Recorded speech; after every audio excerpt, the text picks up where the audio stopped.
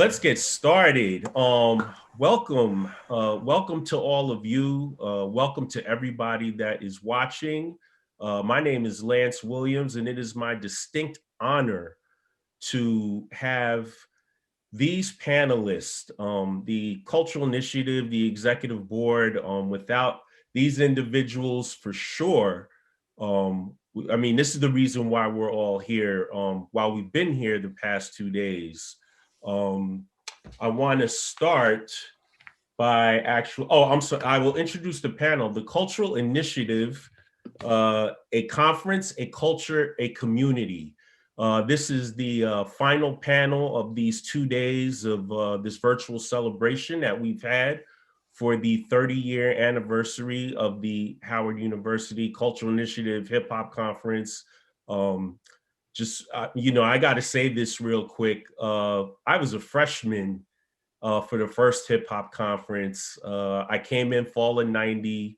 This kid from Long Island, legacy. Both my parents graduated from Howard, and I was more than happy to follow in their footsteps. So big things for me freshman year was homecoming, and in the fall, and then little did I know there was going to be a hip hop conference in February, second semester. And as far as I was concerned, after that first hip hop conference, I just thought, like, this is what Howard is supposed to be: homecoming and then a hip hop conference. And I'm fortunate enough to say that all the years I was there, that indeed was the case. Before I introduce these panelists, these beautiful Black people, I want to read something. It is actually, Ceeon, you actually mentioned programs. I have the second annual hip hop conference program guide here, and I am actually going to read the mission statement.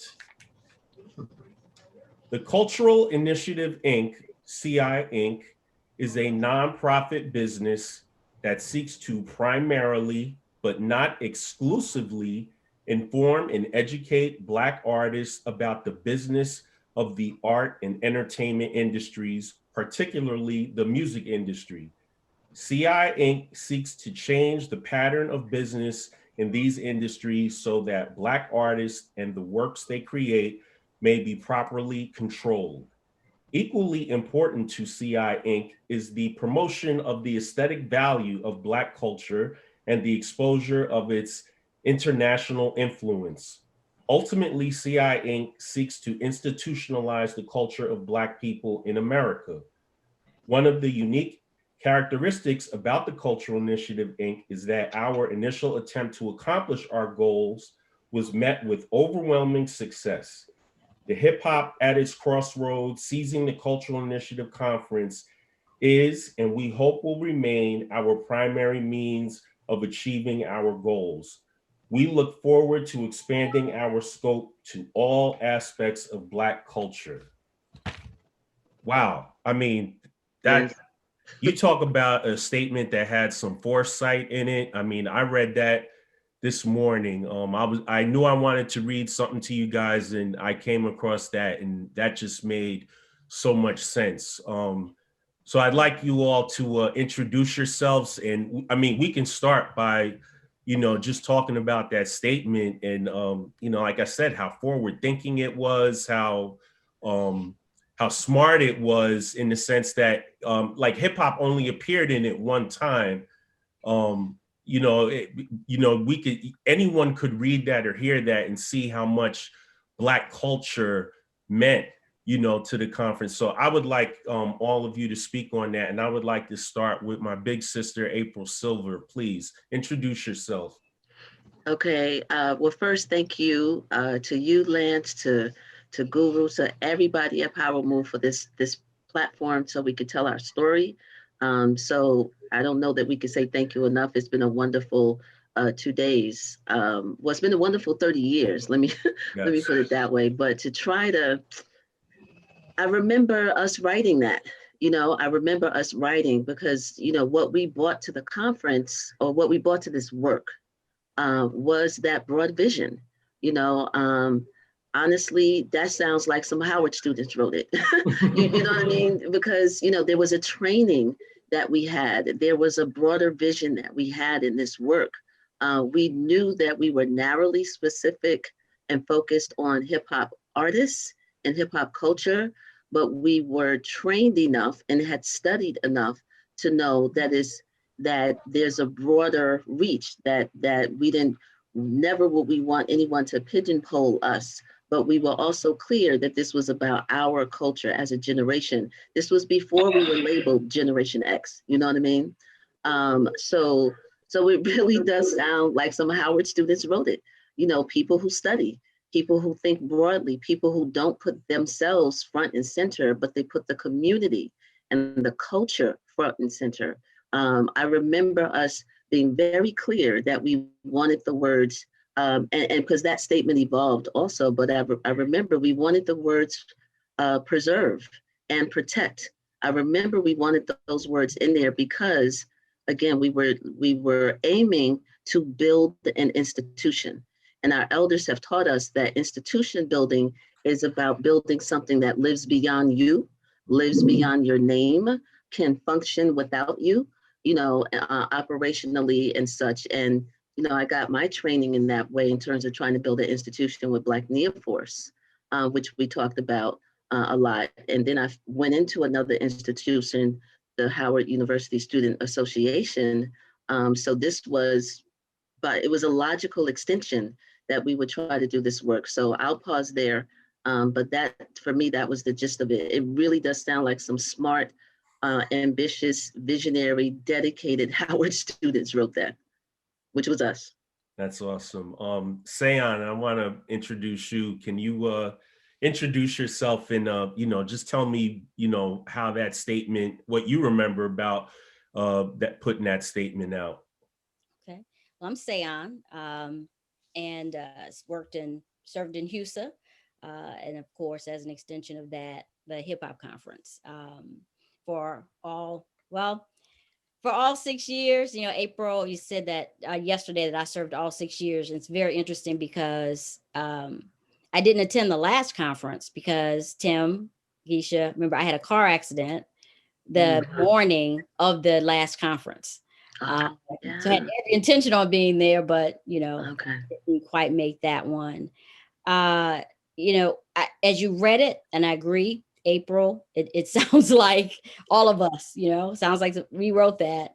We were also very intentional about the word institutionalized too. And so when you were reading it, I picked up those two cues that you picked up as well, April, but also that one. And the mission we talked about all weekend, but as you talk to us and those that have heard from us, you see that the ownership, giving a voice to artists,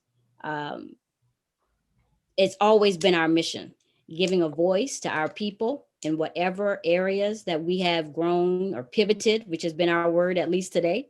The industries we've pivoted to, we've never left the mission of that conference. If you look at, once you talk to each and every one of us on here, we have not left the mission of the conference. It is a part of us. We brought that to the table. A part of that, I think we all brought to Howard from our respective homes and our own upbringing. And then I think Howard tweaked that, polished that, and the conference just really emboldened us to just take it on through the rest of our lives. So, and again, thank you to PowerMove, Lance, and for all you guys' hard work this weekend. No, thank you. You guys made it very easy for us. You know, we appreciate you for trusting us in that. To my little sister. Geisha, introduce yourself and tell me your thoughts on that statement. Peace, everyone. My name is Alberta Coker, and everyone calls me Geisha. To be totally honest, I have been working with the conference. I am one of the ones that have been here all 6 years. I worked diligently under April the first year as a registration coordinator, and then, you know, the second year, I was volunteer. You know, I was organizing all the volunteers and, you know, the panels and so on and so forth. And then the third year, I do believe that's when we incorporated the Cultural Initiative, and we became a company, the Cultural Initiative, Inc. and I served as the vice president of marketing under the company. And Lance and all of my esteemed colleagues, I don't remember that statement. It's a beautiful statement. It's a beautiful mission. But more than likely, I probably was out hanging up flyers or something when you guys created it. I really, I love it. And I'm glad that I'm attached to it because it does speak volumes. But I can honestly say that I don't know if I was in the room. Keep it real as always. We love it. I no, for on the keeping it 100. I don't remember creating it. I know that I'm the type of person, and all of my colleagues know that.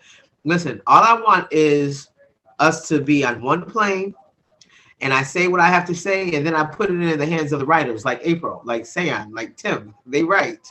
I just talk. Okay, so I'm like, okay, yes, I love it. I love it. It works for me. It works for me. So that's my take on that statement, Lance, to answer your question. That's excellent. We wouldn't have it any other way. And last but not least, my big brother, Tim Jones. Please introduce yourself and give us your thoughts on that statement, the mission statement, excuse me. Timothy Jones, and like Geisha, had the pleasure to attend all 6. I actually don't remember my title before becoming president for the last 3, but I know I had something. As far as the title, maybe I didn't. I was just there. But the conference during those years was just a major part of my life. Listening to that statement, it actually took me back. And Lance, you made a really salient point when you said hip hop was only mentioned once, but it was emphasized that we were presenting hip hop as part of Black culture. Yes. The relationship that exists today, I want to make really clear. Folks that look like us vilified hip hop. Yes. Let's keep this really clear. So we were not just trying to get people outside the house. We had to convert some elders. We were told your conference would sell better if you just said African-American music or Black music. So to call it the hip hop conference and have Geisha put up those posters that said hip hop and we using graffiti fonts, that was not as generally accepted and appreciated as it is now. So the foretelling of that statement was the fact that we believed that hip hop as an institution was that next legacy in the chain of Black culture and was going to make our ancestors proud through a paradigm that most of the elders did not appreciate or understood at that time 30 years ago. That's awesome. And I flipped through the program guide, and it says here, Mr. Timothy Jones, Vice President of Business Affairs. Thank you. I knew I had a job. Thank you. See? There you go. We can go a lot of different ways from those opening statements from all of you. And I want this to be free flowing. I have some questions to ask, but we're gonna let how the conversation goes. How we'll dictate this. I'm very keep my hands off. I let the talent do all the work. Are we talent now? No, I'm just playing. The elders. The compliment. Oh, you went from talent to elders. I don't know if that was. See, well, at least you didn't call us old. You didn't call us old. No, when I say elders, talent. When I say elders, it's because you four are all wise, Yeah. No, it's a difference between being an elder and being old. So you got it right. You are not old. You are not old by any means. No one here is old. The first thing I want to ask about is I want to talk about the influence that the conference had. And we can focus on 3 different areas, but please feel free, whatever speaks to you. Please answer. I want to ask about, any influences it may have had on you personally, influences it may have had on the campus at the time that they took place, and then, influences that you are aware, the world at large that the conference had, because, you know, to give people context, this was the first conference exclusively for hip hop music. And, you know, the fact that it took place at a college, at an HBCU, at Howard University, you know, we cannot ignore the historical significance of that. So please, I'd like to, you know, we want to start with talking about the influences that it had. You can start, you know, personally, campus-wide, or world at large. So April? You know, I would love to talk about that very shortly and quickly, because one of the things I realized is that in moderating and talking about the origin story yesterday, it was not room or appropriate space to talk about what I do now. So here's an opportunity. Yes. And I didn't even introduce myself at the beginning of the last statement. I noticed that. Because I'm always thinking broader than myself. I think that's kind of, you know, that's typical of me. But I'm April Silver, and the founding president of the Hip Hop Conference at Howard. And when we turned into the organization, was the president there as well. And I was the founding president only because I was the president of the Howard University Student Association. And like Ceeon said, that was one of our programs. So I was president there, which made me have that leadership role with the conference. And I was executive minister, if I remember right, still during that time, or maybe it was after, of Black Neoforce, one of the sponsors of the conference. So, but the influence, when I really had to think about over, as we've been preparing for this, is with the Killer Work Songs. And I'm really, really happy to say that my communications firm turns 28 years this year. And so it was founded in the middle of the conference. Wow. My communications agency, Killer Work Songs, was founded in 1993.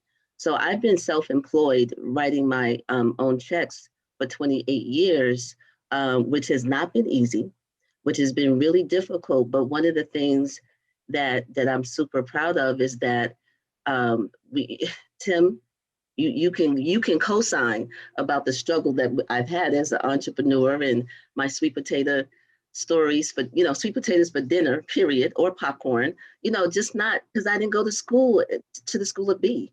You know, I was an English major, so I didn't have that training. So it took a long time for me to learn how to be an effective businesswoman. But my business is dedicated to Black culture. My business is dedicated to communicating the best of who we are. And that's what I've been doing for 28 years. So I've gone from being evicted twice over the years because I couldn't figure out how to get this money thing, and hip hop wasn't all of that. And I was supposed to be a writer and I wasn't. But now I have a staff of nearly 8 people, and all but 2 of them have gone to HBCUs. And most of them have gone to Howard. So shout out to Drake, who was a part of the hip hop conference all of those years. He was in charge of the after parties. Drake Holiday, let me be clear. Shout out to Leah, who I didn't even know at Howard, but she is my senior publicist and marketing manager. Leah Bird, let me be clear. And everybody else is at an HBCU. So the influence of the culture, of the conference, is the training that I got. It made me be very clear that I love this work. So I left the conference, I left Howard when I graduated. I left grad school to go work for Dougie Fresh as his assistant because I was sick of Howard. No, that's another story, but I was sick of Howard. I was sick of the impact of the protests. I needed to get away, and Doug offered me a job as his assistant, and my parents cried because I was in grad school. And I left to go work for a rapper as his assistant. That's not a glorious job, but it was my love of this work, of the cultural initiative of Howard University and Black people, that made me believe in this man, because the key thing was that he was going to help the conference. So I was going to be his assistant so he can help bolster up this institution that we were trying to build. So he was my in. At that time. And so I left graduate school in the middle of that and began bringing poets and hip hop artists into the classroom.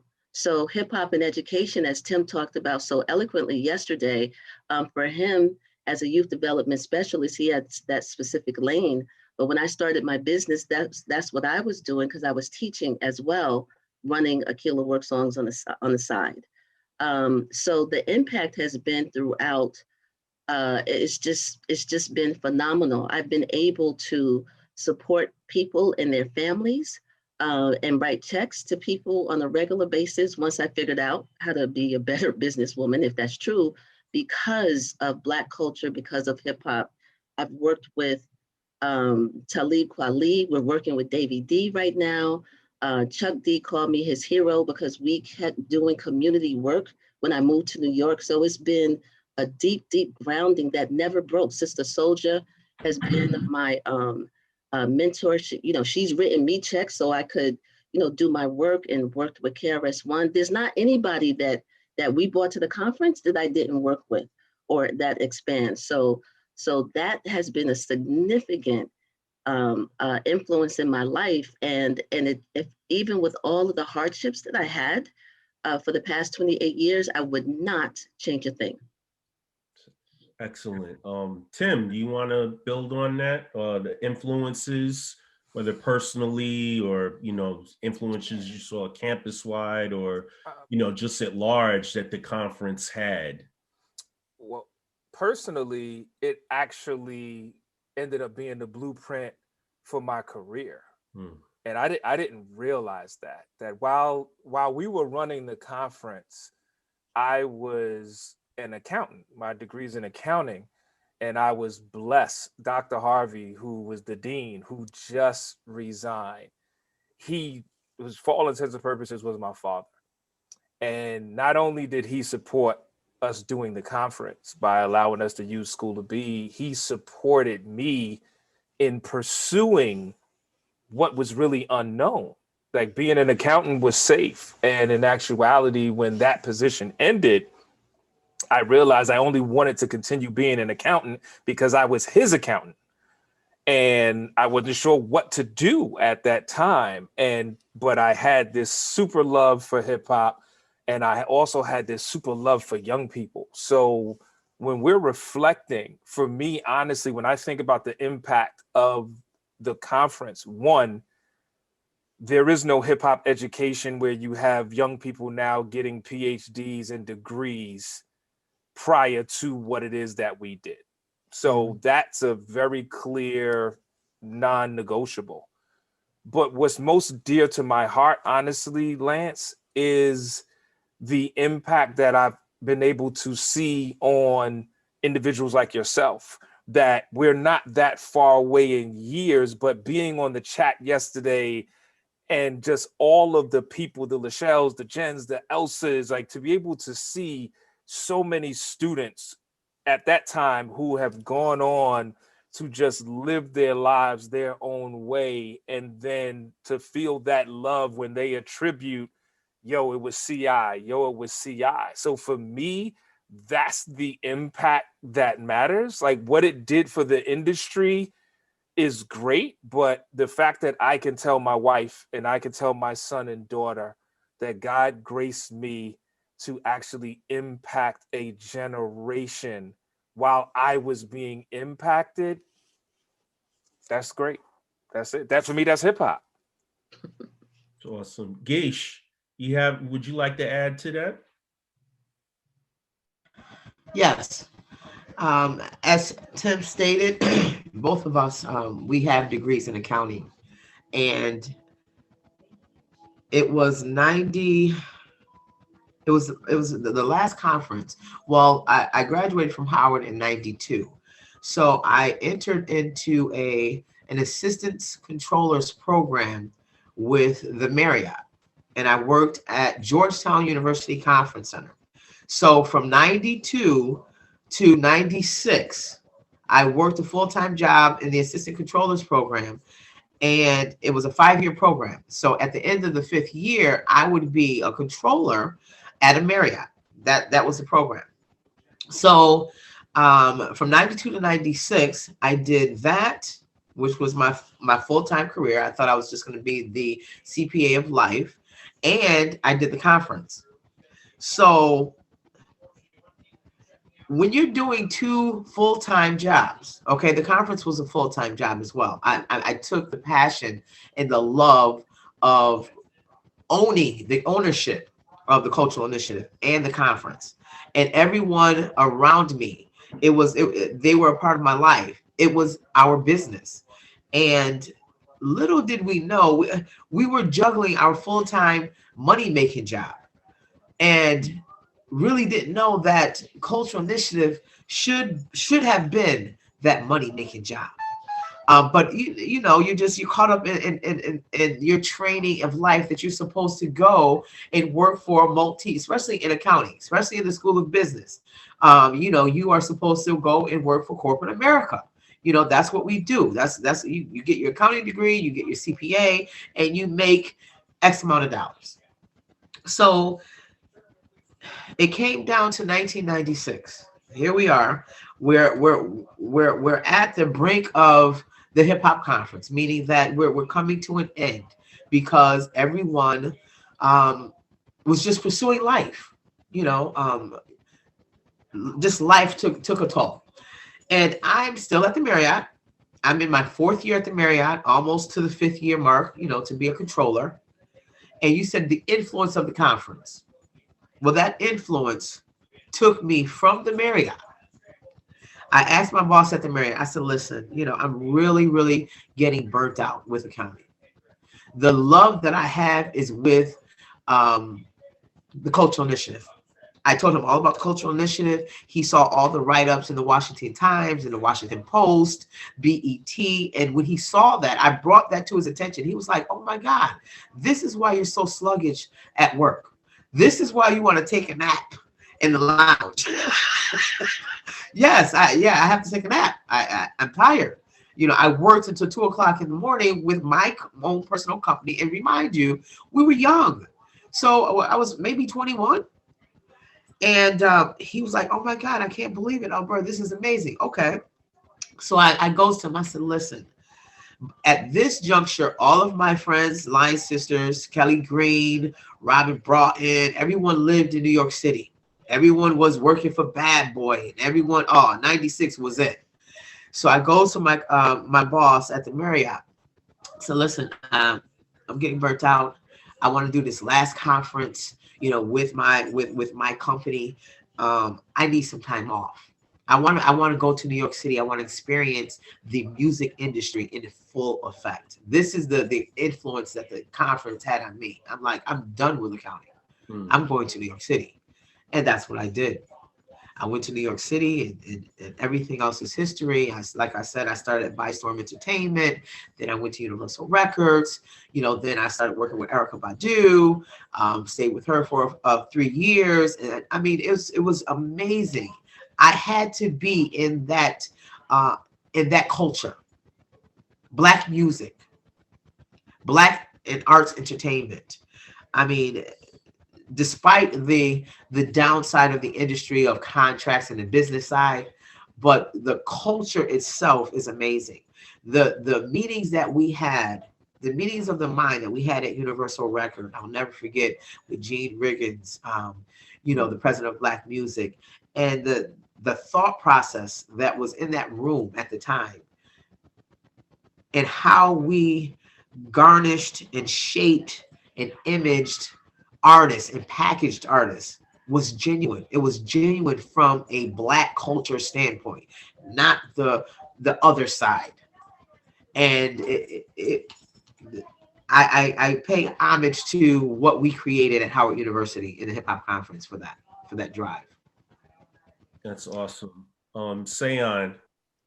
I echo a lot, especially Timothy and Geisha's points about we had jobs. You know, the world influence, I kind of go backwards. The world influence, I'd have to say, when Congresswoman Maxine Waters, I think April, you found it. She recognized the conference. It might have been at the 20-year mark, I think, or 20-year mark. And it wasn't something that we asked for or petitioned at all. And, you know, for someone of her caliber to remember us because she helped us, I think 92, might have been our 92 conference or 93 conference, when there was this, people saying rap was violent and, all these things, and trying to, stop our efforts to produce the conference. We stood strong and we did. We thank Howard too for standing behind us. So I would say that world influence, I won't ever forget. Campus-wide, the campus impact, I think the Howard University's campus is still seeing a lot of impact of the hip hop conference to this day. Maybe not in the exact manner, but Howard always had star traffic. I mean, none of us are going to, take credit for that. One of the reasons why I wanted to go to Howard and made up my mind in 7th grade that I was going to Howard was because of some of the star traffic, the famous Black graduates from Howard. So the star traffic was there, but in terms of the music industry and Howard just being a safe place, a place that they looked to and called home, I think that has been our lasting impact on Howard, and future HUSA and homecoming. I think Lance, you mentioned, or someone mentioned earlier, how at one point we overlapped. There were people who were working for the conference, also worked in HUSA, also worked in homecoming. So, a lot of influence in terms of student organizations. Personally, and I'll try to keep this brief, the conference, I didn't go, I worked for BET, yes, but that was it for me in terms of the industry. And, when I worked for BET, and I mentioned this in the other panel, we juggled a lot of panelists between the two. I met, Keith Klingscales when I was at BET, served on one of our panels. And I gave an example of the last panel about Queen Latifah and how we booked her for BET, and then she drove right over to the conference, to get ready for her panel at Blackburn. But personally, what that mission statement and what's really behind that mission statement is that we broke down the door. We saw some of the injustices that artists were facing. We could see, I don't know how we could see it, divine blessing, take it all day, that we could see that this industry was going to be huge. We could see our brothers and sisters who were talented. I wasn't one of those, not at least in front of the mic, who could make very, very good lives for themselves and their families. Our effort was in supporting them. Our effort was, we respected their craft. We not only supported the artists, but we also tried to develop everyone behind the scenes, the fashion show designer, the A&R professional, the journalist. I mean, a huge community of professionals. The conferences, we also tried to develop them as well. And so very proud of that. But our attitude in doing that, humble, yes, and that we respected the artists. We're very proud of what we did. But the institutionalization of it, being intentional about, is what I took in my personal career, right? Through public life, higher education, now in HBCU, trying to just communicate and just be that vessel, right? For people in our community who may not be able to speak for themselves. We've been afforded an opportunity to see some things and do some things. Thus far, we have a responsibility to do, to help, to represent, and to make sure. I mean, so a lot of my work in publishing, right? My work, I've published work in jury panels about Ferguson and Michael Brown and how our culture interpreted his tragic death. Co-authoring a textbook right now, a chapter on HBCU journalism schools, and how, HBCU journalism schools came to be primarily because this one Black woman who wanted to get a graduate degree in journalism, there were no PWIs that would accept her.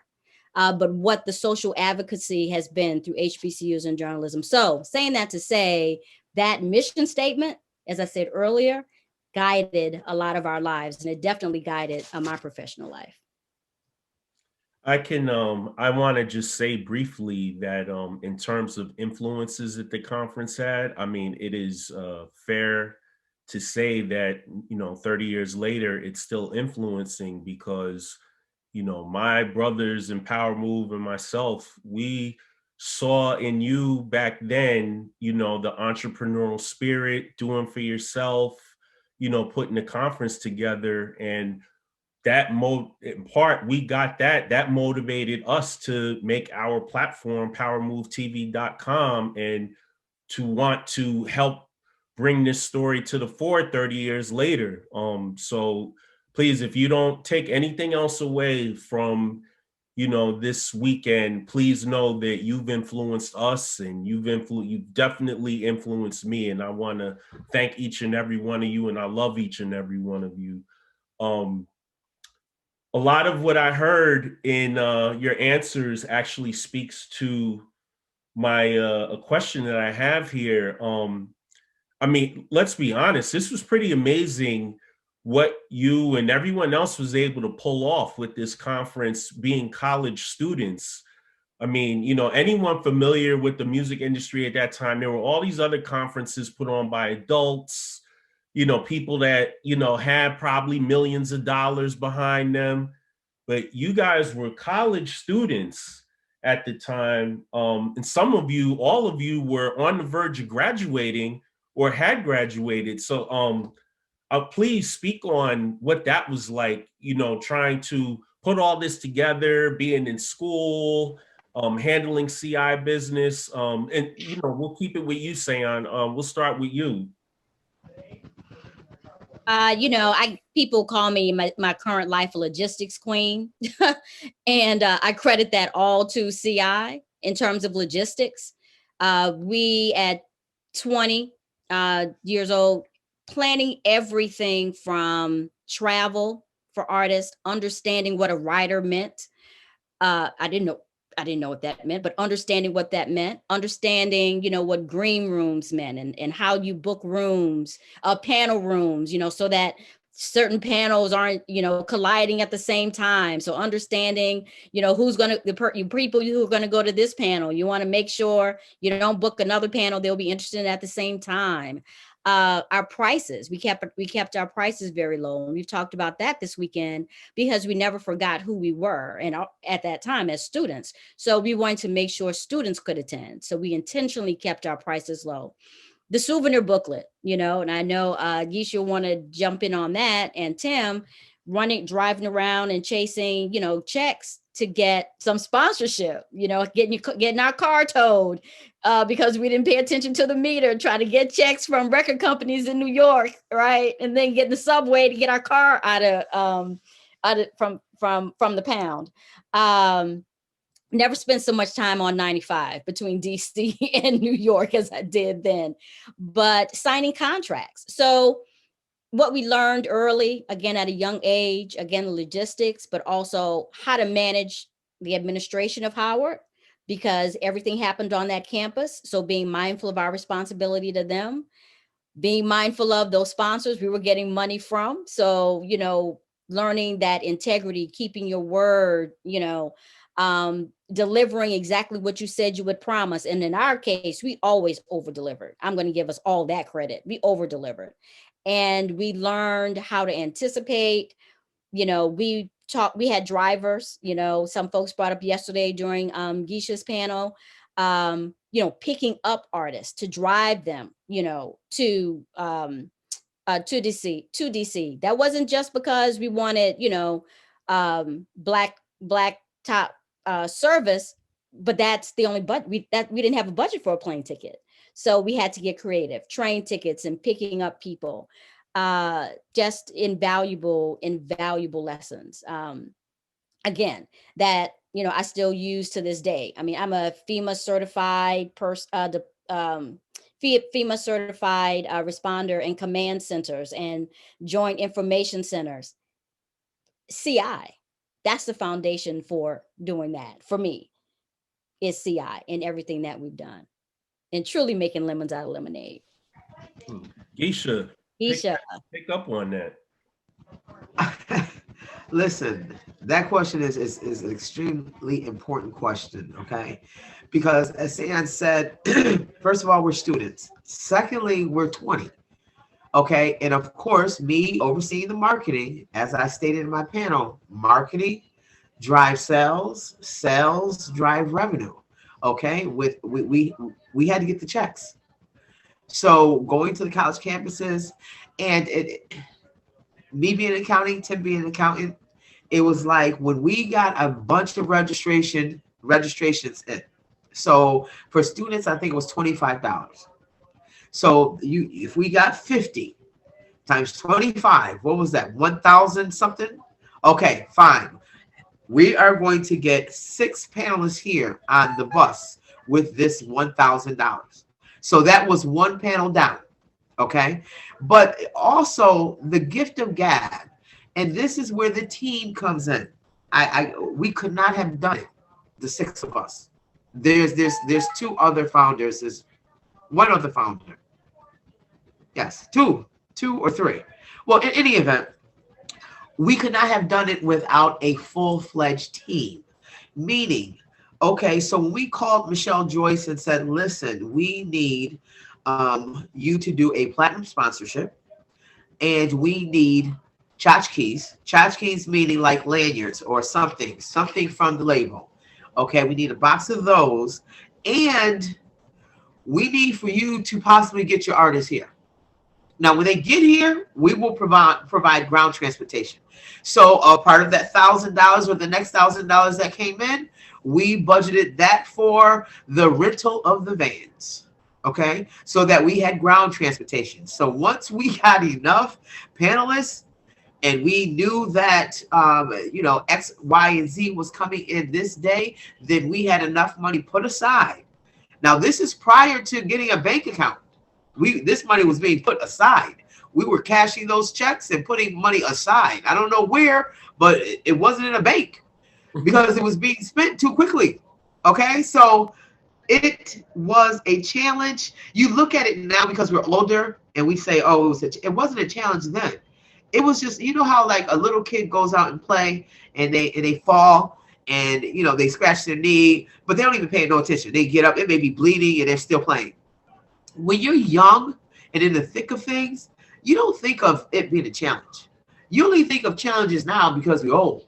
And we're like, okay, goodness gracious, we got this bill, we got that bill. Your mother's calling you, your father's calling you, your kids is calling you, your job is. We think of challenges now, but then it was nothing. Okay, Tim, how much we got? Geesh, we got like 2,000. All right, cool. We got to pay Kyle for the flyers, and then we got to get the rental car from Enterprise, and then we got to put that money down on Crampton. Okay, cool. So that 2,000 is gone. All right, so the next day we go to the PO box. Tim, how much we got? Man, we got like 250, Geesh. 250. $250. That's it. So it prepared us to be diligent. It prepared us to delegate responsibility to our team, because those that were making those calls, your Elsas, your Lachelles, your Jens, for the fashion show, we tried not to pay for anything. That was the ticket. Listen, when you get on the phone with those guys, listen, our sellable point was we are poor. We are students. This is a marketing highway, byway for your artists. We are going to break your artists. That's what I used to tell the team. That's how I want you to be convicted. And when you're asking for artists to pay their own way, the record company should pay their own way. And that's how we got by. We never ever was in the hole. We didn't have to think about, where we was getting this from. It was like, okay, Tim, make the call, make the second call, make the third call, man. What are you doing? Geesh, I called them already twice today. Okay, well, tomorrow call them 4 more times. We need that 1,500 for the souvenir booklet. Okay, record companies used to trip me out. They would send all of their artwork, okay, for their artists and no check. Well, let me get on the phone. Let me tell you something. Yeah, we got the artwork. But it won't be published until you get that 1,500, buddy. So, you know, we just made it work. And salutes and hats off to the team of all of you guys behind the scenes, all of you guys that are in the chats right now. We could not have done it without you. It was only 4 of us, and we worked full-time jobs. So remember, we were at our senior status, and a lot of the team, our volunteers, our coordinators, our executive staff, they were still younger than we were. They were younger than we were. So we were delegating, and they were following directions to the hill. And it was just a beautiful thing that they carried out a lot of responsibility as young people on a HBCU campus, going to school, going to, you know, their classes and things of that nature, and doing what we asked them to do, and doing a very, very good job to ensure a successful outcome of the conference. Tim, do you have anything you would like to add? I think also the model was the perfect example of young adult student partnership, because the majority of the core, we graduated in 91. So, you know, as April can attest, when you are a student organization, you get access to facilities at a non-commercial rate if you have to pay anything at all. So 1991, April's the president of HUSA. You could walk over to Steve Johnson at Crampton, boom, I'm gonna sign off. This is for students. But if you come back the next year, we degreed up. We alumni. They trying to ask us, are we paid up on our alumni dues? Because then it's like, oh, if we don't have a partnership, now those same facilities become commercial outside rate. Those rates go up 4 or 5 times the amount.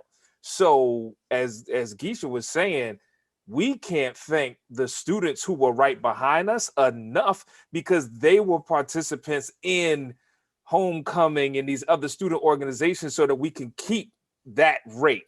Also, shout out to people like Dean King in Residence Life, who got us the office in the towers. Because to Geisha's point, it's like, okay, where we gonna send the stuff? They like, the record company ain't gonna feel too cool if you're like, all right, well, send this to April and she lives in Northeast, and then send this to Geisha, she's over in Northwest. We needed an address. And so being able to say Howard, East Tower, Suite, that gave us what we needed. And then for those of us who were alumni, our vacation time was working the conference. Like, my boss knew I was taking a whole lot of time off in like January and February. It was easy to do because during the summer is when most of the other employees wanted to take off. So it was like, why you take? I'm taking off because I'm going to be at Howard. It just so happened my boss also was the dean. So there'd be days I'm calling out of work and then he see me on campus. So I can't call in and say I'm sick if I'm running errands in Ceon's car. So him allowing me to do that, Geish being at the Marriott. Okay, if you're an employee of the Marriott, that's access to hotel rooms. So everything that we were doing outside of school as new alumni, we were bringing that to the students, and the students were connecting. So people like Ms. McLeod, I think yesterday in Geisha's panel, talked about the power of networking. This would not have happened without that network. And then also, and as a pass it to April, in that moment, like that 89, 91, 92, April Silver had rock star status. So it's like, oh, y'all the ones that took over the A building. And then also on a broad scale, a different world is popping, you know. So just like for the culture and the industry to be able to attach to a Black college, it was the perfect storm, because we would be able to present a product. We like, yo, y'all tripping off of Hillman, that's imaginary. We're giving you Howard. You know what I'm saying? It's like, we got Mr. Gaines. Mr. Gaines just happens to be a woman, and her name is Miss McLeod.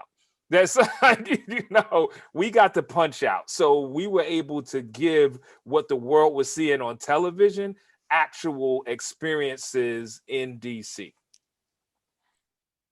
April. Yeah, I have a flood of thoughts right now, because what I know is true is everything that was said, 100% true. I remember that. Um, so all of that which was said is true, and because the other thing that probably the vast majority of the CI family doesn't know, unless you were there in the beginning, was the level of struggle that we were faced with. So for some people, Tim, to use your phrase, rock star status, and I got to shout out, I didn't do it enough yesterday, but I got to shout out Raz J. Baraka, who was the vice president of the HUSA of Howard University Student Association. For those who are on the chat and you didn't go to Howard, just when we say HUSA, that's what we're talking about. I got to shout him out, and I got to shout out Mo Beasley because he's part of the staff and I forgot to say his name. But the other part that the majority of the people don't know is the level of struggle that we dealt with as activists that was separate and apart from HUSA. And we were fighting other organizations. It's in the book, right? People like we had rock star status collectively, and me as the head and Raz as the vice president on one level, but there were organizations, Black nationalist organizations, student organizations, grown folks that did not like us. Our lives were threatened on a regular basis. So that's the Black Neophore side of it that Houston is not necessarily going to see. And even within our own campus, just because to your point, Geisha, about keeping it real, Raz and I caught a lot of slack because when we got into office, and I think the budget, Tim, you might remember, was 20,000 or 50,000. That was the HUSA budget, right? And that was like for the year. That was for the year. But it was like $1 million. I just wanted to make sure that people ain't think that was the budget for the conference. That was the budget for the that was for year. all of the programs for and the stipends and everything. for the academic year of 1990, 1991, it was whatever it was 20 or 50. In some ways, it felt like $1 million because from Black Neophores, we did everything for free. Everything was put together by spit and glue. So the fact that we had $1, was amazing. But whatever it was, even though it might have felt like $1 million, it wasn't enough because we were the ones coming into to seize power, and we had grand ideas, and we struggled over what programs to do. Cherie, I can't talk about Cherie enough. Cherie Warren, who was the programs director under Raz and I, and also in Black Neophores. But my point is to say there was struggle going on campus. And when Raz and I got into office, we were voted in and we had a runoff. That's to tell you about the struggle. Everybody didn't want us in office. We had to run again. And so we had a runoff, and that's indicative of some of that struggle on campus, right? Because it wasn't all glorious. We feel that way now, but it wasn't. And then when we got into office, and this is where I get a little bit of an attitude, because this is human nature. We got into office and we were doing the work who put us in office to do. We had the conference, we had all of these other things. We were in the community, we were doing the work, fighting other organizations who were jealous. We had class struggle on campus. And then people was like, well, where's April and Raz? How come they not outside? We used to Raz being at the flagpole. And I was like, oh my freaking God. So you put us in office, we do the work, and now you mad? Because we not socializing with you? Like, so I'm just saying that like those are human emotions. Those are human contradictions. We were not void of that. So I just want everybody watching to be clear that we had struggle, we had contradictions, we had people who are not talking to each other to this day. We had all of that stuff going on, and we were doing the work, and we were trying to, God, don't do this work and be a student and have a job and to try to build a new world because we love hip hop, and don't be in love. Don't have a relationship. Don't have a baby. You know what I mean? like all of those things happening at once. So I just want to broaden what everybody is saying is true. And those are the kinds of struggles, that we had, and it carried over. It carried over in fighting the adult or power, because when it got hot and when it got dope, and everybody was like, oh wow, Heavy D was on campus? Like the guy in the video, the nice guy, the nice hip hop guy, he was on campus and Puffy is blowing up. And then it started to get popular. So then everybody wanted to be famous. And that spilled over to the years after because Howard shifted. And the fact of the matter is, after the protest happened, Howard shut down in terms of that New York vibe, that people from the working class, because it would, the classism that came down, things got shut down.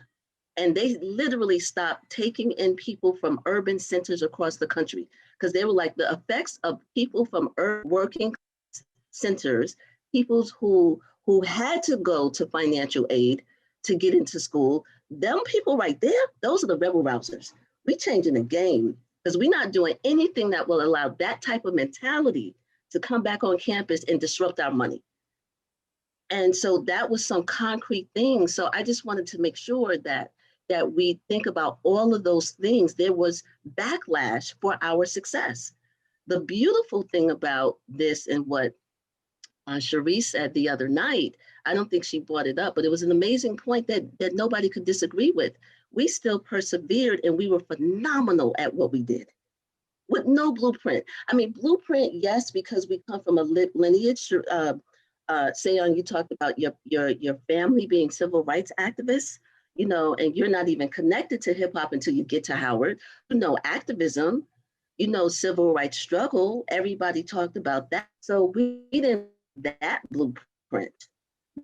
We studied every Friday. Well, that's the blueprint that we did build was how did we as 20-year-olds decide that we were going to say no excuses for whatever the contradictions we have, whoever we don't like, we're not getting along with, no matter how many deaths left on my answer, this all no excuses because we got a new world to build. And that has manifested. My final point is the care that we have for us as a community, as culture, is evidence in the fact that so many of us went into education. So many of us went on the ground level, and that is not to poo-poo anybody that went to corporate or corporate entertainment, because we needed, to your point, Tim, we needed those relationships, but so many of us went into education, be it elementary school. I taught for 3 years, 7th and 8th grade. I went to Howard to be a writer and taught for 7th and 8th grade in the hood in Brooklyn. I brought Cherie with me, and now she's a principal. And some of us, Lou is a principal. I could go on, but I'll pause. But I just want to make sure that we open up and pull those other things that the majority of the wonderful, beautiful family and staff and volunteers might not know because they weren't been there when the protest happened. I think it was Lachelle was like, I missed the protests. People came after, but we remember that vibe. And we said, despite contradictions and whatever, we're gonna hold on to this positive light and we're gonna make it concrete. Very good. That's incredible. And that segues into my next point. And April has done a very good job. She's answered some of it, so I'll open it up to. So I'm gonna turn my mic off. No, not at all. Not at all. I'll open this up particularly to the other three. I want to talk to me or tell us about some of the struggles that may have something specific, in any of the years of the conference, does something stand out, or how you manage those, how you overcame those struggles. I want to, let's talk briefly about some of that. Tim, we'll start with you. Honestly, I would say the 5th and the 6th conference. The 6th conference, the conference traditionally took place in February. Mm-hmm. The last one was actually in April. Thank you, Geese, for showing that flyer last night. The industry was changing. That created an inherent struggle. And we're all family here. So let's be real.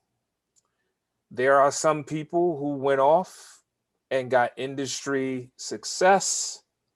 And during that season, did not look back. Time has brought people around.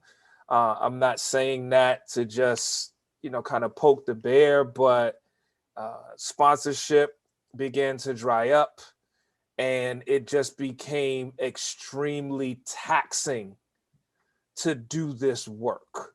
And the core group of the students that honestly were giving us life, they were approaching their graduation. And so if you think about the Lachelles and the Elses, like, and even Jamil, like that 92 to 96 CFIS, like there are so many that are really these CI lifers that their entire school career was aligned with the conference. And so you're seeing the industry change. You're seeing people who went to school with us, attended maybe the first and second conference, get put on in various aspects of the industry, but they're pursuing.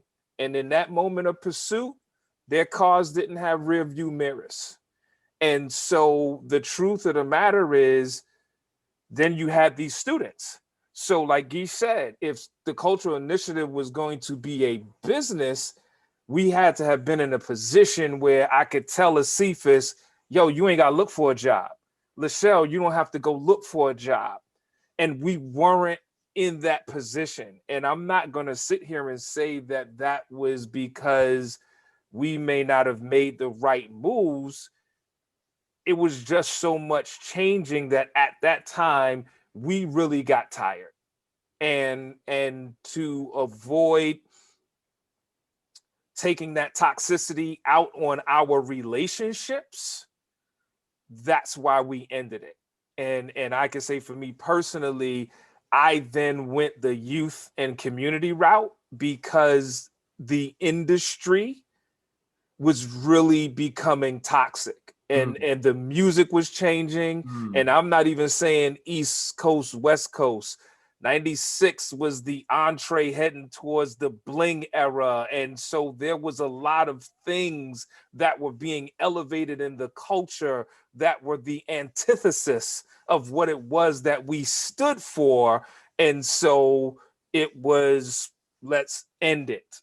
And that's the reason why. So there was that, so that struggle, like I said, 5th and 6th, because there was just a lot of changes. It was easier getting support from white fashion companies and labels that were not heavily into hip hop than those labels whose whole rosters were movie soundtracks. That if we didn't get the opportunity to debut Friday, there wouldn't have been a 5th conference, because that was 1995 when the movie Friday came out. So those were the struggles. Yeah. Very well said, Tim. Very, very, very, very well said. And Very well said. Sorry. That change in the industry was real, and that was a real struggle point. I was disappointed. I was really disappointed. Part of that reason I made to, I went to graduate school 92, 93. That's when we started seeing that shift.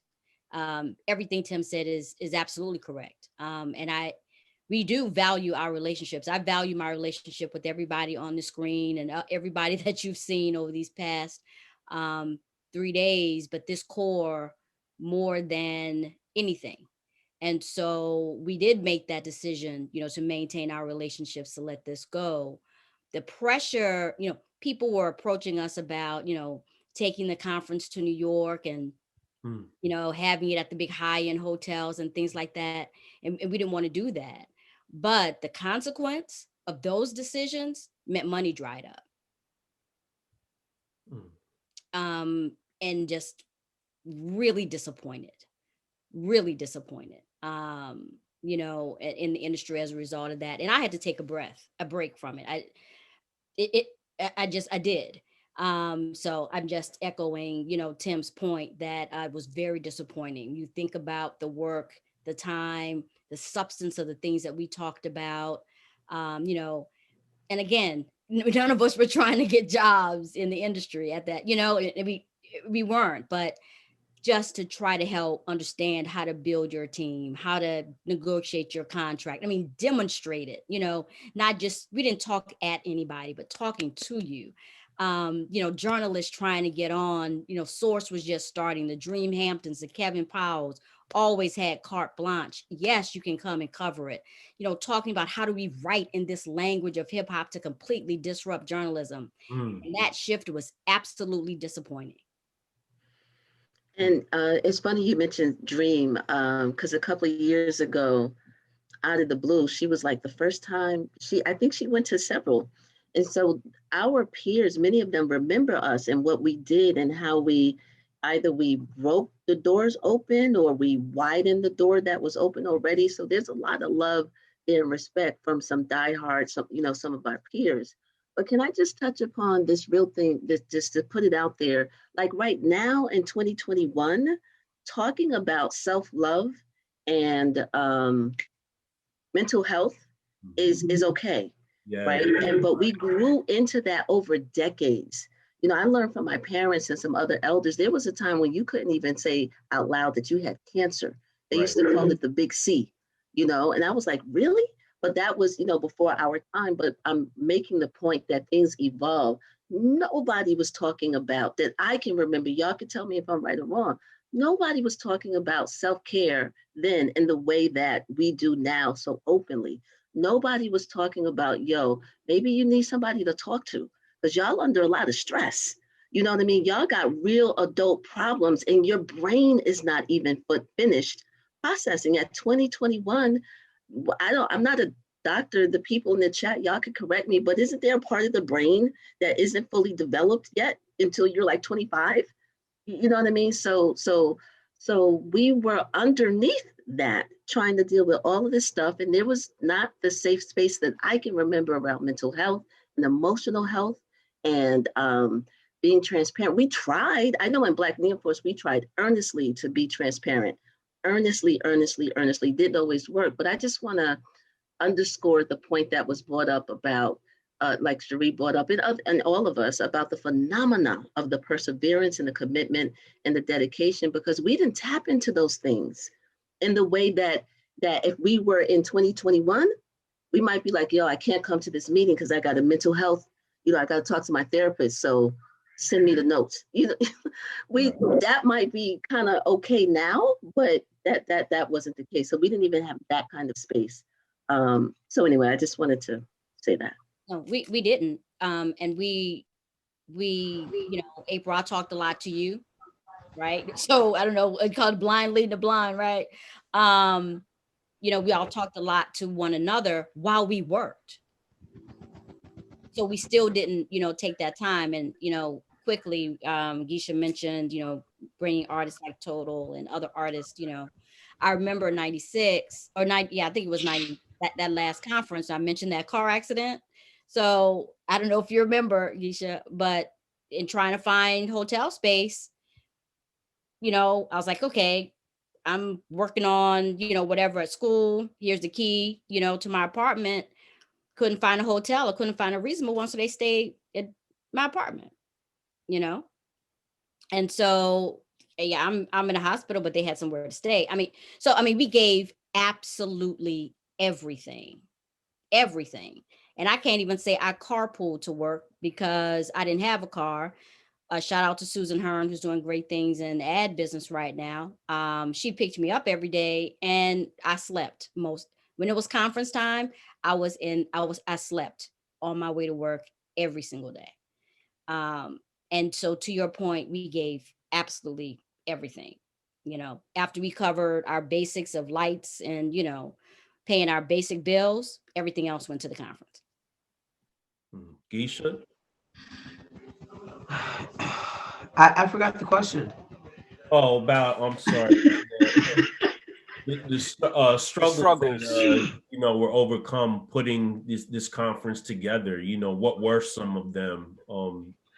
Tim hit it on the nail. He very well said. I don't need to say any more. because I was there, and I'm just blessed and glad that we did end it when we did, and all of the scenarios that he provided, right on point. Everything that he said, I don't need to say anything else regarding that. Understood. I was just thinking that maybe we should open up the floor for questions. Just open up the floor and let people, ask us questions or whatever, just in case they're intrigued or have some sort of questions. Not to cut into your questions, Lance, but I do want to have sufficient enough time to, speak to those, especially outside of Howard. Like a lot of us, we're bombarding the chat, from Howard. They know about us, all love, but just for those outsiders that may have questions and concerns or just questions regarding this 30-year period in history. Absolutely. And I know that was a heavy question. I apologize for that. So I'm going to make Please don't apologize. No. Please don't. You were right on point. Lance. It's important. That was a beautiful question. That otherwise, question, people are going to have the lopsided truth. Understood.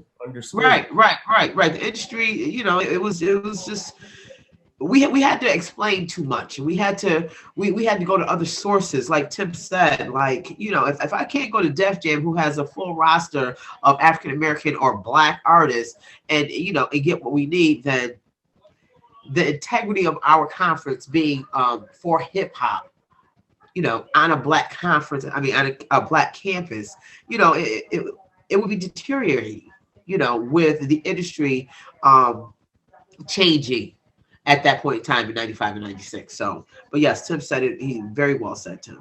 Very well said.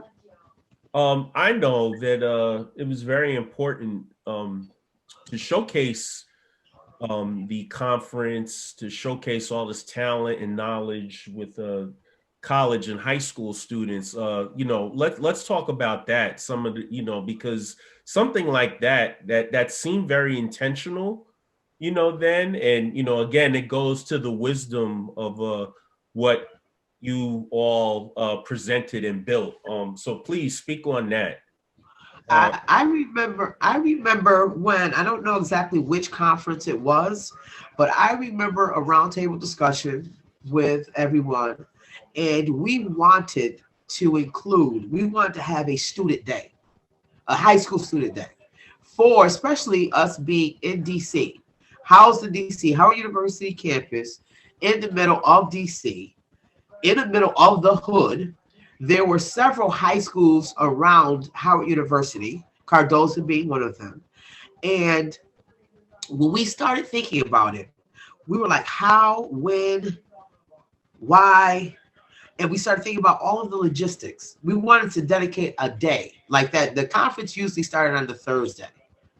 And we wanted to dedicate that day, Thursday, to high school students. But that question that you asked us, Lance, as far as the struggles and how did you do it and how did you finagle everything? Now, that one initiative that we came up with, once we started getting into the logistics of things, the cost of busing, getting student to, waivers from their parents to be on campus, security, insurance for the students to be on campus. Because when we brought it to the administration, I remember talking to,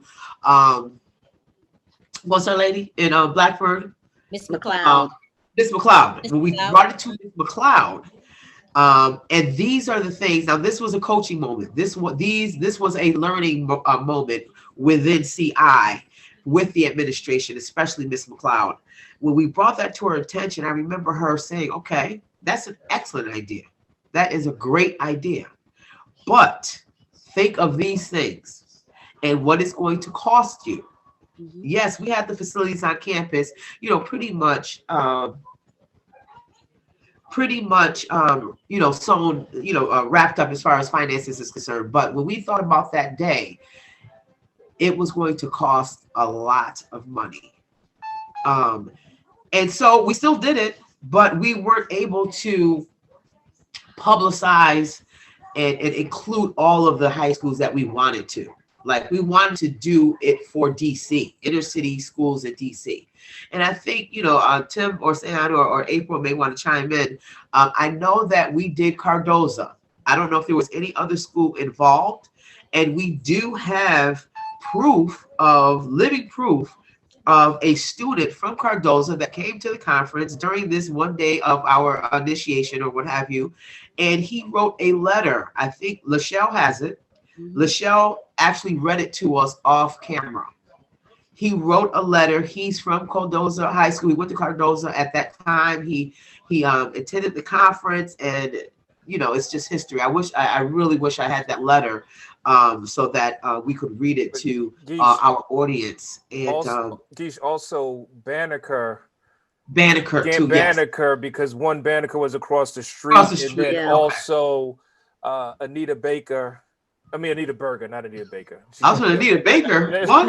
Her first name is Anita, but Ms. Berger, who is now the principal at Banneker and has been at Banneker for years, she actually used to be a teacher at Howard. And she supported the conference by, as the principal, she had the autonomy to be able to have a class come across the street. And so we did a panel that was this part of that day that was called The Beat of Life. And the push behind wanting to engage high school students was because all of them, for the most part, are under 18. When you had the artists come in town, they would hit BET, they would hit the radio station, and then they would hit the club.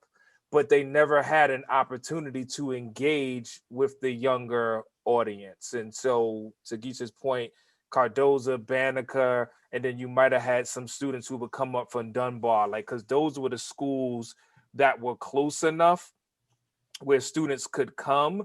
But then also in street fashion, once you started promoting things and you moved the time back a little bit, students were adventurous. They would just show up on campus. So it wasn't necessarily the official, we're paying for buses. We'll just start the first panel at 4 o'clock. You get out of school at 3:15.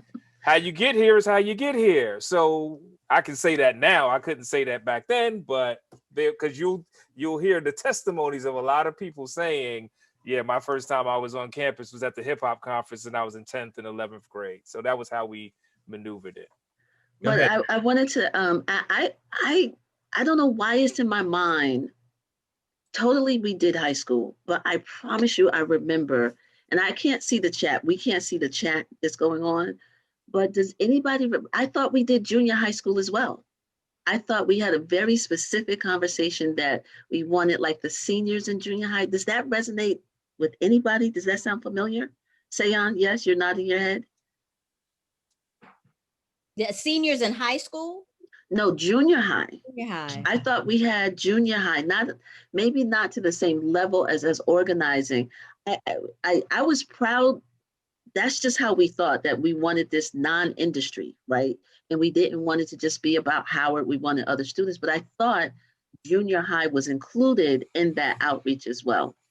But we have enough archives. I can look it up, but I just wanted to ask that question to see if it sounded familiar to any of you all for junior high. It potentially would have only been, I'm thinking, in the closest proximity, it would have been right. Shaw Junior High was on Rhode Island Avenue. And then you had Garnett Patterson, which was a middle school that was right around the corner from the towers. So right. If there was outreach to middle school for it would have been within the proximity. It would have been within the proximity because we did the conference before Howard established its own middle school. That's right, totally for separate. Sure. For sure. So, but those would have been the two schools. If we did it all. If we did right. reach out, that would have been in that Ward 1, borderline Ward 2 proximity. Don't be trying to drop all of your DC, you got your, you still on the ground with the, you dropping all of the name of the ward, the name of the school. Is that your way of saying that you still working? We have a question in the chat, you guys. There's a couple of questions in the chat, so I'm letting Lance handle that. That's all. We'll go to some questions. So I'll read the first one. How did you assemble the startup team? Were they all friends? Did you interview people? And that is from Sonia B. The startup team for the original conference, or the startup, what's the, from the beginning? From the beginning, sure.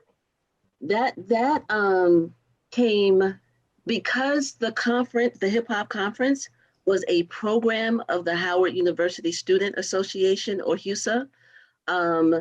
That's how it, that's where the work, like I literally have everybody's job application. You know, when I was president, I have you all's jobs application because everybody applied. Raz and I held open, what am I trying to say? Open calls. But don't get it twisted. We had an idea of who we wanted. Like that's real. Like I can't act like that wasn't true. We knew we wanted, for fairness, we definitely wanted people from Black Neoforce in HUSA, because for those who didn't catch yesterday, Black Neoforce ran the campaign, the Silver Baraka campaign, Leadership for the Masses, if people will remember. So we knew we wanted people from the organization, Black Neoforce, but we also knew that we couldn't have everybody in there from Black Neoforce, right? That wouldn't have worked either.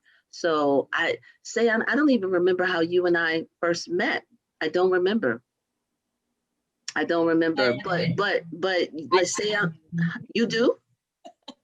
It was actually protest related, and okay. After media, you had so many media requests after the protest. Yeah. I kind of got thrown into it. Right. Yeah. We knew I can tell you now, we knew we wanted you. From there. Mm-hmm. Yeah, we knew we wanted you. We knew we wanted Tim. We knew we wanted Cherie. That was a given. So everybody applied to have a position in HUSA, and by extension or by default, they would be working in some way on the conference, because it was a program, not the only one of. So I hope that answers the question. I hope it does. In regards to overall, if you, and this is general, this was specific to our conference, the way that April actually explained it, but I'm going to take this question to a general overall. If you are on a college campus, or if you are in high school, and if you are planning to do an event, the way to build your team or to attract a team, you want those individuals. I'll share a story. So, I hung up flyers. After the first conference, I hung up flyers all around campus. If you're interested in volunteering for the hip hop conference, please meet in room 116. So this is how we did the campus wide. And once they got there, once the interested parties came to the meeting, we explained our expectations, what we, the job at hand, the job description. And eventually, once you start working, or those volunteers start working, remember, what volunteer is the characteristic, or the word that scares everyone away. You're not getting paid. So once you start working, once that workload gets real serious, your team will start to form, because 100 volunteers will go down to 20. And that is how you build a strong team. Those individuals that are hungry for whatever you're doing, whether it's an artist team that you're building, whether it's a basketball team, whether it's a football team, whether it's a program on campus, invite everyone. Give everyone the opportunity, because they're going to dwindle away, and your team will be there. You'll know who are the dedicated, loyal members. And I have a story. I hung up the flyers. We had the meeting. So by this time, we were huge. The second year, the first year set the tone. The second year, third year, there was a lot of individuals that wanted to be down. So we had the meeting. So it was closed. No more volunteers. We had over 100 volunteers. Jamil comes in, or Young Guru, as you guys know him. Jamil comes into the office. We're in the office. I think we had just gotten a lot of boxes of posters and stuff like that. We were in the towers. So I'm sitting there, and I can't remember who else was in there. So he comes in. How may I help you, sir? What's going on, young brother? Oh, I want to volunteer for the conference. Brother, I'm so sorry. The meeting was yesterday. He said, I know the meeting was yesterday. I missed the meeting, but I want to volunteer for the conference. I said, brother, I have enough volunteers. We have enough volunteers, okay? Maybe next year. He said, no, that I want to volunteer for the conference, and I won't leave. He said, what? He said, Geisha, I think you're Geisha, right? You're over all the departments, everything, right? He said, I came through. I said, yeah. I'm not going anywhere until you say I can volunteer. I know I missed a meeting. I don't know what happened. I don't know where I was. But I'm here now. I'm like, brother, listen, I got a lot of work to do. Do you see? We got enough, man. We have enough. Thank you very much. Next year. Jamil, Young Guru, was so adamant. And you asking the question, how do you build your team? No, they weren't for some. There were some friends. There were some sorority sisters. There were some like April's mentioned when she was in Houston. Of course, they knew exactly who they wanted. But the Jamils, the Young Gurus, those are the individuals you want on your team. So I said, okay, brother, all right, you want to be a volunteer? Okay. Start opening the boxes and putting flyers up, and I want you to make this office look like a hip hop office. He said, done. Jamil must have opened every box. He put up every poster. When I came back into that office, it looked like a Def Jam office. I was like, my boy. I said, you got it. I said, you are going to be the best volunteer I have. And look at him now. Look at Guru now. A multi-million-dollar producer under Jay-Z. And he walked into my office. Salute, Young Guru. I love you, brother. That's what's up. So yes, that's how you create a team. You let them wear themselves down. And those that are still left at the end of the day, at the end of the week, that's your team. That's what's up. Another question, going forward, what would you envision as part of a viable, community-centered, profitable business model? Can it be achieved, and how? That's from Reverend James D. Ross II. Anyone want to tackle that? A community-centered, profitable business model is the question? Yes. Tim. Knock it out, man. Can it be? Tim, I see it all over your face. I see it. Do it. Do it. April, did you have a thought that you was going to share? Because then I'll speak to it after you. I can speak after you. Okay. So I'll speak after you. Okay. So the good brother, Reverend James D. Ross II. This question was a plant, but no, but it is actually a real question. I think right now, if you're talking about the community-centered, profitable business model, it's about education and the creation of content. And then not only for the young people who then want to create, but then also have part of your model, the teaching for those adults in traditional and non-traditional spaces who can use the culture as a way to enlighten, educate, and empower. One quick organization that comes to mind out of Pittsburgh is an organization called One Hood. Out of Oakland, it's an organization called Kingmakers of Oakland. There's actually in St. Paul, Minnesota, it's a high school called the High School for Recording Arts. And all of these entities have been able to sustain themselves by doing some of the similar things that we were doing with hip hop and how we presented it, but they engage young people, not students in college. And so they were teaching them the business, but then they had them begin to create content that aligned with the mission of said organization. and then created a pathway for when those students became old enough, they then became the teachers of the model, and then they got the entire community. They basically created an ecosystem in their communities. If you watch Rhapsody's Crown video, you will get the blueprint of how you can create a community-centered, profitable business model. And I will stop there. I have a short answer. If I understood the question correctly, I ran a nonprofit, actually the Nkiru Education Literacy Center and Bookstore in Brooklyn. And my fellow New Yorkers might know or remember that that was run by Talib Kweli and Yassine Bey, who we know is formerly Most Deaf. So I was pulled in as the interim ED, executive director. Was supposed to be there for a couple of months, and I ran it for 3 years. So I'm gonna turn it over to Ceeon, because my short answer, sometimes you got to shut it down. That organization did not have the right bandwidth.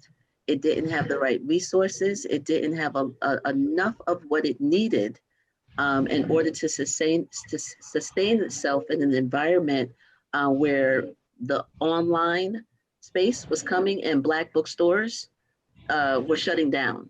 And so we were about $100,000 in debt, or close to that, when I was asked to lead it. So I got us to the point where we were at zero, and when we could see that there was nothing that was going to sustain it with the resources that we had or lack thereof, we closed it. We closed it. Sometimes the answer is not to keep going. To use the point that you all brought up before, sometimes the answer is to pivot. And this whole thing about keep going, don't give up. Sometimes the answer is give up because you might be in the wrong lane. So I can stop there because that's my short answer. And my business, Aquila Work Songs, is for profit. So Ceeon, I could just pitch it over to you. I know you have more wisdom there. I think it can be done, and I think it has to be done strategically with partners. Kim mentioned some. They're philanthropic organizations. But I think it also has to be tied to some deliverables to get to the profit end of that question. But a discussion going forward would have to include scholarship, and I think scholarship at all levels, not just higher ed, but also undergraduate and high school students as well. Writing, thinking critically about hip hop, about culture, and about its impact on society. Again, at all three levels, and it be jury reviewed and published. Right, and I think that conversation that has to happen. One of the things, April, you may not remember, we talked about in some of our conversations years ago. You've done it. April has done this through Aquila Work Songs and through some of her work, creating a weekend or a space where Black writers can write, can talk, can write, can think. And one of the things that we've talked about over time, or some time ago, April, which I think would also answer this question, would be we don't have that space. I think that space for artists to create, right? Whatever your art form may be, but in a way where it's tying into other art forms, right? So there are other spaces where artists can go on retreats and write. But to have a section where other arts intersect during that time, I think would be something that would be very innovative, right? Going back to our mission statement about the broader definition of what we call African-American artists, and the broader definition about what we mean by culture, not just the music, right? But how do we innovate? How do we create? Having room, because as Black people in America, we still don't have the luxury of time to think of, to really develop an idea, because we're trying to survive. So I think creating that space where we can do that at all ages, I think will be important too, and it can be done. I say a lot of these things because And I've talked about it before. You know, we've created a maker space on the campus where I work at Benedict College, a student innovation hub. And those are just simple projects where, as an educational institution, we met students' talent where they were, and then just develop it, harness it, and show them how to think as entrepreneurs and owners. And so if we talk about having another conference or expanding this conversation and how it can be done, it has to be from, it would have to be from really from that deliverable standpoint, from that, you know, what do we create from this? Because there are industries out there that are, you know, looking for our input, that are looking for, you know, our students, our, you know, what's technology for us, you know. And I said this at a panel some years ago that we see technology differently. Yes. We see technology differently. An education panel talked about it a bit too, but the lens through which we see technology, the world hasn't seen yet. It hasn't. Yeah. We haven't stepped out of that consumer. The way we see technology and the way this world's going to look 20 years from now, the world hasn't seen it through our eyes yet. Right now, we're kind of still talking. And so we have to start bringing our ideas and the way that we see the world and these next generations see the world out front.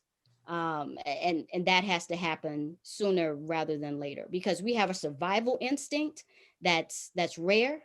And we have a survival instinct. I mean, because quite frankly, we make the world move. That's No my doubt. HBCUs. We're educating the men and women that move the world literally. Yeah. Literally. Absolutely. Right. So despite all those who said that educating poor whites over the descendants of enslaved Africans was an economic absurdity that's documented, look at what we've done. So I'm not excited that a Georgia State, you know, or some other, or PWI has graduated so many, African-American graduates, proud of them. But when we walk across the stages of America's HBCUs, the hurdles we've crossed, that's a big lift. Because we're able to take that idea and take that dream. We don't just move a student, we move a community. So if we're going to expand this conversation, is how do we harness what's in our community and manifest it and continue to do what we tried to do 30 years ago, and that's expand the capacity of African-American communities across the country. Hey, Ceeon, you pitched me a nugget, and I don't know if you knew that you pitched it, but because I'm always the publicist at heart, right? Tim, you recognize this book, right? I don't know if y'all can see it. Sorry, it's not a JPEG, but this is a book that I edited in 2008. The only reason why I'm bringing it up, because again, about the partnership, Ceeon, that you talked about, this book is about Black men and fatherhood who came of age during the hip hop era. It was the Ford Foundation who came to me and said, this is like 2007. The program officer at the Ford Foundation was a Howard graduate, a friend of mine who was in Black Near Force and got the job as a program officer at Ford, and said, in my portfolio is this discussion and this myth of Black men, endangered species, and that Black men of a certain age who came of age during hip hop don't care about their children. April, I know we know each other. Like I said, the brother was from Black Near Force, and Lauren Harris, to be very specific. And he said, I have a budget. We don't normally give money to individuals here at the Ford Foundation. We fund countries, you know what I mean? Like, we fund governments or whatever, but I have a budget. Can you pull together an anthology so we can have something for the regular person in the marketplace? Not a policy document, but a document that debunks the myth that Black men who came of age during hip hop don't care about their children. Can you gather some men? So I gathered 24 men. Tim is in that book. Talib Kweli is in that book. all because they had the connection to hip hop, right? So Ceeon, I'm going back on your point about networking and how we break ground and how I got this money to do this project. And I immediately went to Howard. Tim, Aaron Lloyd, you all remember from yesterday, Jelani Cobb, who's a graduate and former executive minister. The Jelani Cobb that you all see on TV every day used to be in Black Neoforce as a former executive minister. All of those men are in this book. So saying I'm underscoring, and because I always have these products right there, go get the book. You'll be supporting Tim, not just me, but you know he's in the book. They wrote essays. They wrote essays to talk about their relationship with either their fathers or their children, and I edited it. But that's Howard, that's CI, that's hip hop, and so we have these tangible things. That book is over 10 years old now. That anthology. So anyway, because we were talking about education, those connections, and I just wanted to, and you talked about writers, I wanted to, bring that to the forefront and say, shout out to the Center for Black Literature. I'm the consult, they're one of my clients. That's run by Talib's mother, Dr. Brenda Green. So we are creating those spaces. Maybe we need to do it better or some kind of way, but they do exist. So thank you for that pitch, and I know you didn't mean it, but I just had to plug him, who is, oh, can I say, oh, okay, I'm not gonna say anything, but Tim is a writer. I'll just leave it at that. I'm not gonna say anything else because it might not be my place to say. We have one last question. And I want to once again take this time to thank everyone for participating. Thanks everyone who's tuned in. Last question, open it up to everybody, whoever wants to answer this. It's from Sonia B of the RHUEC. This reunion is dope. Is there potential for something beyond this for CI? I see a lot of faces that. Well, there's different ways that this question could be answered. And there's a lot of love and there's a lot of momentum right now. But I'm going to fall back to Paul Howard. And Paul Howard was making it emphatically clear that we are the custodians of the culture. So the potential for something beyond this for CI may not be led by what people know to be CI. It could be us guiding the next generation. It could be doing a better job in documenting the story, but there's a lot of love right here in the moment. There's a lot of momentum right here in the moment. But the truth of the matter is, we're not 20 something anymore. Yes. And I'm not saying that to say it from an energy depletion standpoint, but I'm just saying it from a reality standpoint. Yes. Geisha and I, we're not driving up 95 chasing checks as 50-year-olds. We're not. It's not our place to do, because I'll say this and then I'll pass it. One of the things we had to buck with is those ahead of us who held on to positions too long because they did not see themselves evolving from the space where they had their 15 minutes. And this feels great. This feels awesome. And I love it. There's other things that I am that go beyond being the last president of CI. And I'm saying that with all the love that I could muster, not stepping on anybody's toes. I'm more hip hop now than I was when I was doing the conference. So to say what's the potential beyond CI, it really should be, is there a potential for what we're going to do to better preserve and protect and promote hip hop? Absolutely. That's the cultural initiative. Thank you for having me, and I'm gonna pass it on. Anyone else? Thanks, Tim. I think Tim said it all. I just want to thank everybody in the audience. This weekend has been very fulfilling. It has been energy at its highest level. It has been a blessing to have everyone come back and show us love and reconnect and talk and communicate. And it's just been a wonderful feeling. And I just want to thank everyone from the bottom of my heart, everyone who worked on the conference.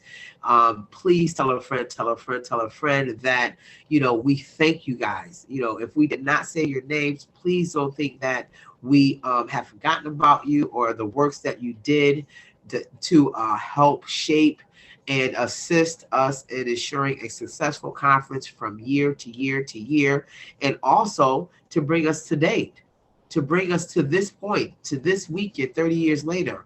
Once again, it was just not us, it was all of you. And I want to thank you guys. PowerMove, salute. All I can say is salute. Thank you so very much for the platform. And all of your back office, John, Jay, all of you guys back there, thank you so very much. From the bottom of my heart, I thank you guys. It's been beautiful. And I just want to encourage everyone to continue to network, continue to utilize your resources to make this culture great, to continue to make the culture great and greater and greater and greater. Whatever it is in your heart, whatever you see as our culture, make it great. Make sure that we keep it ours. And that's the one thing that we did as a cultural initiative. We did not bend. They wanted, just like Tim said, they wanted to, well, why don't you call it the Black Music Conference? You'll get more money that way. No, it's not the Black Music Conference. We are not representing other genres of music. We are representing one genre of music, and that's hip hop. That's it. Not R&B, not soft rock, none of that. So I just encourage everyone to keep in contact with each other. Don't let another 30 years go by, without reaching out to someone. All of us is here for a reason and a purpose. We shaped each other's mindsets. We helped each other somehow, some way. And those that are in the industry, take time out to reach back, to give back. And I'm not saying financially. I'm not always, people say, give back, and you automatically think finances. No, I'm not talking about finance. I'm just saying be a resource for someone. Assist someone. Help them. Guide them. Salute. Love you guys. We love you too. Ceeon? I would say, again, Tim, to Geisha's point, I echo, ditto, everything that you said in reference to that question. I would say to everyone else, and to the broader point of that question, that I hope that you've been inspired in some way to be CI wherever you are, whether you were at Howard at the time or not. But I hope that you take away from this a couple of key things that we said about ownership and love of our culture. I'll just. It's been a wonderful couple of days. Thank you again to PowerMove. Again, thank you to my friends who we still juggle jobs and everything else, but we were committed to making this happen. And again, not just for us, but for what it could possibly do, right? To impact others. And for everyone else out there, when I say CI, I think what keeps us all going is that, and I love this quote by George Washington Carver, who is a hero of mine, who I continue to study. He said once that you take what you have, you make the best of it, but you don't ever get comfortable. Don't ever get comfortable. And we never were, and we never will be.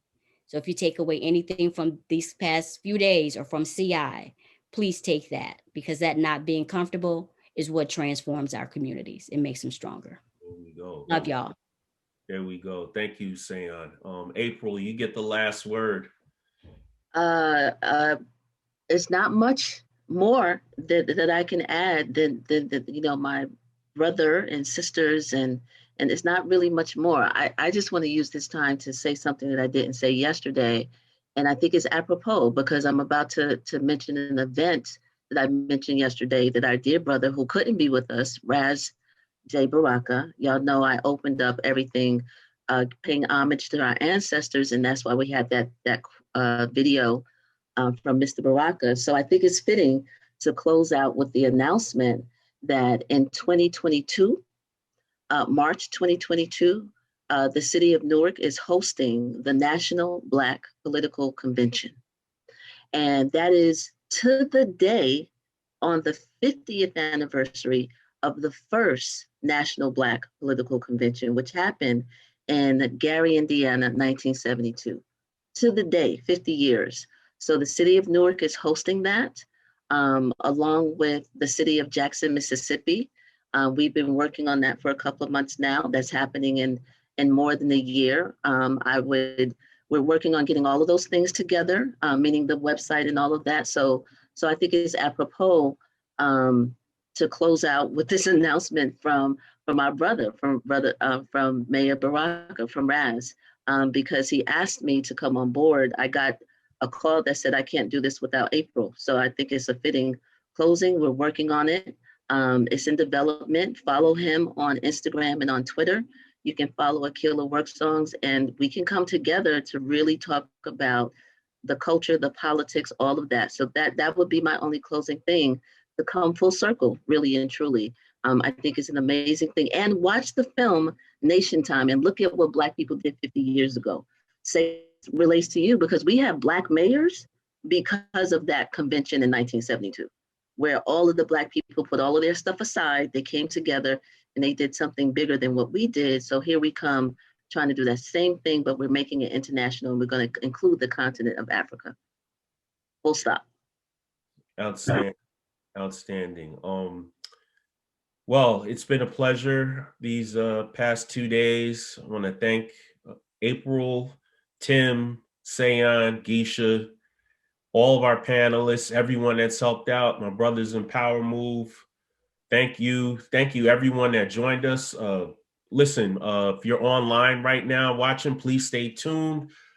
DJ Parlay and myself, we will be back with the Sunday Shutdown Show. We have an interview, very special interview, Young Guru, DJ John Doe. So please stick around. Thank you, everybody. I love all of you. I love you. Thank you, Lance. And happy birthday in advance, Lance. Yes. Happy birthday, Young Guru, next Saturday as well. Oh, wow. Okay. 47 on the 27th. Keeping up the Club 50. You know, the February's, I'm starting page 48 tomorrow. So yes. There you go. All right. Sounds good. All right. Peace, all right. everybody. Take care, everybody. All right, later.